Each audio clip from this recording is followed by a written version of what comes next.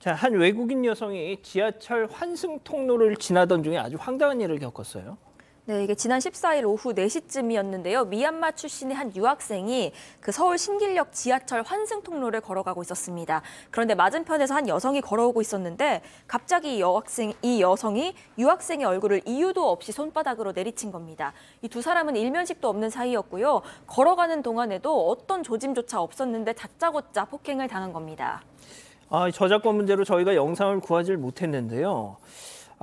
이 황당한 거는 이 가해자가 유학생을 퍽 치고 난 이후에 그냥 아무런 사과도 없이 그냥 쑥 지나갔다는 거예요. 그렇습니다. 아마 그 신길역 환승 주차장이 좀 멀긴 합니다. 자, 가해자가 가면서 오는 여성을 상대로 해서 눈가를 때렸기 때문에 맞은 피해자는 눈이 고통이 심하니까 소리 지르면서 아프게 감쌌던 거예요. 그런데 가해자는 때리고 나서는 그냥 태어나기 지나갔다는 겁니다. 근데 그 당시에 주변에 이제 환승 통로에 사람들이 많았지 않습니까? 예. 사람들이 맞때리는 걸 보고 좀 황당했겠죠. 그래가지고 어이없어 하고 있는데도 여자는 태어나기 지나간 거예요. 아무 일 없는 것처럼. 자, 그랬는데 그 폭행당한 유학생 같은 경우에는 지금 눈이 아프지 않습니까? 아침이 나니까 눈이 더 아픈 상태이기도 하고 그 맞은 거에 트라우마 생기니까는 그 가해자를 생각하면 무섭다고 하는데 이 여자 같은 피해자 같은 경우에는 이게 아닌 밤중에 홍두깨라든지 말은 하늘에 날벼락을 맞은 거죠. 지나가다가. 아무튼 간에 어이없는 일을 당해가지고 지금 속상해하고 있는 상태인 거죠.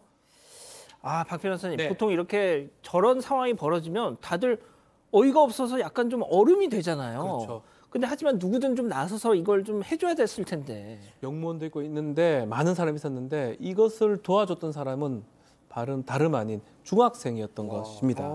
이 중학생들이 뒤쫓았는데요. 예. 중학생이 거기 서라 하면서 그 여자 못 가게 좀 막아달라고 하면서 지금처럼 지하철 문 앞에서 서서 못 들어가게 막은 거예요. 그러니까 중학생들 얘기에 좀 따르면 이 피해자가 미얀마 분이신데 피해자가 한국말 잘 못하는 걸 봤을 때 뭔가 도와달라고 하는 것 같은데 말을 하기 힘들어하는 것 같아서 자신들이 도움을 줘야 되겠다고 생각을 했고 600m가량 뛰어갔던 것 같아요. 세상에. 뛰어가서 스크린 도어 앞에 저렇게 가로막아가지고 여성을 붙잡았고요. 경찰에 넘겼습니다. 이야, 그렇군요.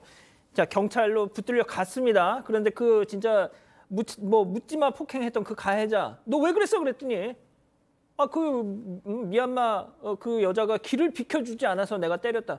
이런 얘기를 했답니다. 체크포인트 짚어보죠. 자, 길막은 누가 했나? 누가 했습니까?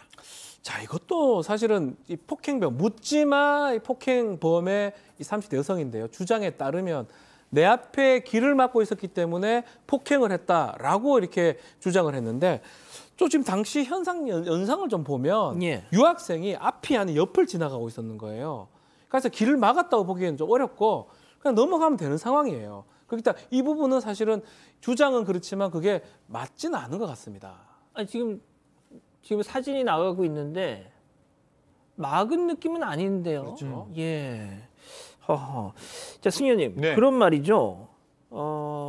일단 길을 막아서 내가 때렸다는 거는 말도 안 되는 소리인 것 같고 도대체 이유가 뭐였을까요? 사실 저도 이 부분이 굉장히 궁금한데 저 시청자 여러분 혹시나 이 동영상을 보신 분들은 다 아시겠지만 CCTV를 보면 마스크를 타고 있다겠습니다. 그래서 외국인인지 외국인이 아닌지를 모를 수 있는 상황이었습니다. 그렇죠. 그런데 이 바로 직전에도 한 대한민국 국민이 지나가는데 이 사람에게 폭행을 하려는 의도인 듯이 손을 번쩍 드는 모습이 이렇게 잡혀 있습니다. 그런 모습을 보면 저희들이 무차별 폭행 혹은 묻지마 폭행 이런 어떤 행위의 태양이 아니었느냐. 사실 외국인이 문제가 아니라 누구라도 폭행의 피해자가 될 수 있던 상황이었다는 말씀드리겠습니다.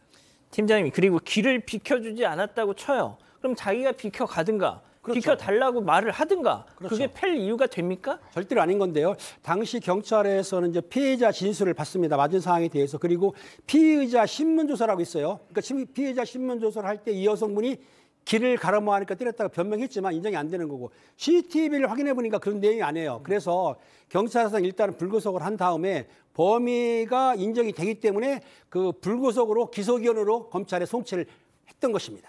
예. 자, 뭐가 됐든 이런 상황이 닥치면은 경찰서도 가야 되고 귀찮은 일들이 많이 생기는데 그래서 사람들이 대부분 선뜻 나서지 못하는데 이 중학생 정말 중학생들 용기가 더욱 빛났던 순간이 아닌가 싶습니다. 아직 안 끝났습니다. 이거 눌러주세요.